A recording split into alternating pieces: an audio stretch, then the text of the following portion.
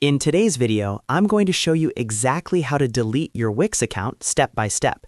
If you're no longer using Wix, switching to another website builder, or just want to permanently remove your account, this guide will walk you through the entire process in a simple and clear way. This works in 2026 and follows the current Wix dashboard layout. Before we jump in, if you find this tutorial helpful, make sure to hit the like button and subscribe to the channel for more easy software and website tutorials. All right, let's get started. First, open your browser and go to wix.com. Make sure you're logged in to the Wix account that you want to delete. If you manage multiple accounts, double-check that you're signed in to the correct one, because once the account is deleted, it cannot be recovered.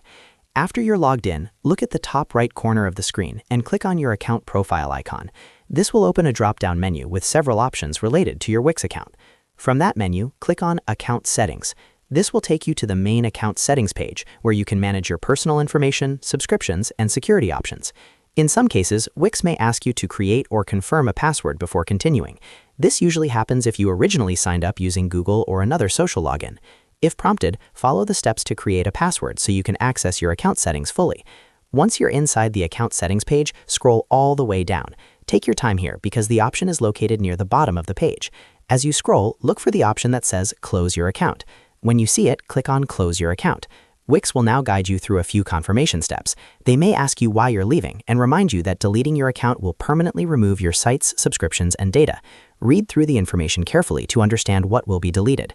If you're sure you want to continue, follow the on-screen prompts to confirm the account closure. Once confirmed, your Wix account will be scheduled for deletion.